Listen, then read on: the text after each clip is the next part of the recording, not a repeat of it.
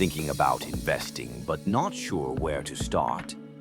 You're not alone. In this video, I'll break down 3 beginner-friendly investments that are simple, low-risk, and perfect for anyone living in Australia, even if you're just starting out or on a tight budget. I'll also show you how I'm personally using them to reach my first $100,000 goal. Stick around till the end for a bonus tip that most people overlook, and it could actually give you the highest return of all. Let's get started. First up, high-interest savings accounts. They're not exciting, but they're the foundation of smart money management. They're savings accounts that pay you a competitive interest rate up to 5.5% in 2025 just for storing your money. Best options right now. ING, up to 5.5%. If you deposit $1,000 a month and make 5 purchases.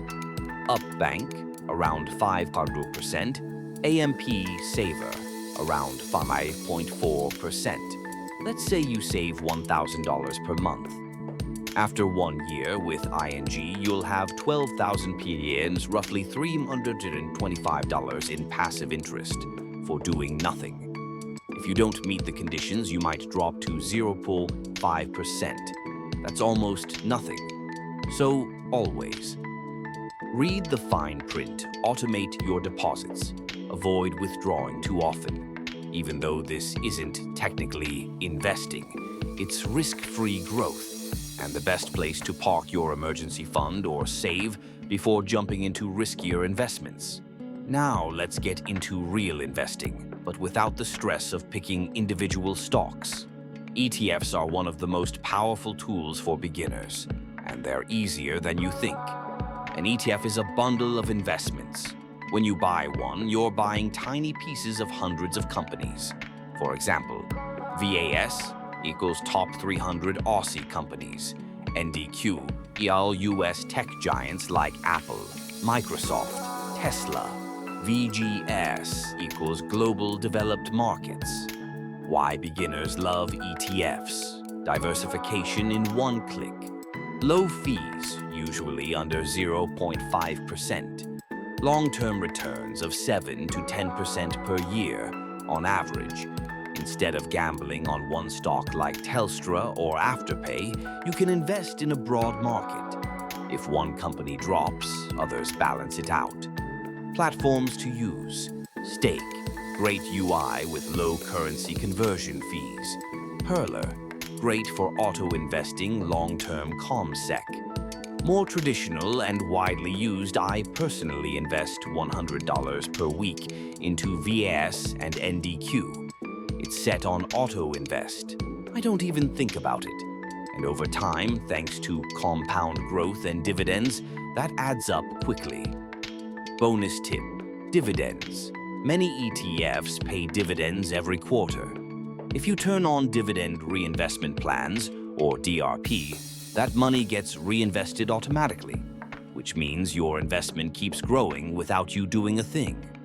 Now, what if you don't have a lot of money to invest? That's where micro-investing apps come in. They let you invest with as little as $5 or even your spare change. 2 popular apps in Australia. Raiz connects to your bank and rounds up purchases as Spaceship. Lets you invest directly into portfolios of tech companies or global growth. Here's my setup. I use Raiz to invest my spare change and an extra $10 each week. I also use Spaceship Earth. It focuses on ethical companies trying to make a difference. In the last 6 months, Raiz has automatically invested about $280 for me, just from rounding up things like coffees, groceries, and transport. Watch out for fees. Raiz charges $3 per month. That can eat into returns if you only have $100 in the app. But once you're past $500, it's worth it for the automation tip. Start small with weekly top-ups. $5 or $10 a week builds the habit, and that's more valuable than any perfect stock pick. Here's the bonus most people forget. Invest in yourself. That might mean buying a book on finance, taking a short course online, learning a skill that increases your income. The return you get from improving your mindset and confidence is massive. In many cases, it beats any ETF or app return, especially when you're starting out. And if you're watching this video, you're already doing it. So keep going. So there you have it. High-interest savings, ETFs, and micro-investing apps. 3 beginner-friendly ways to start building wealth in Australia. You don't need thousands of dollars or a finance degree.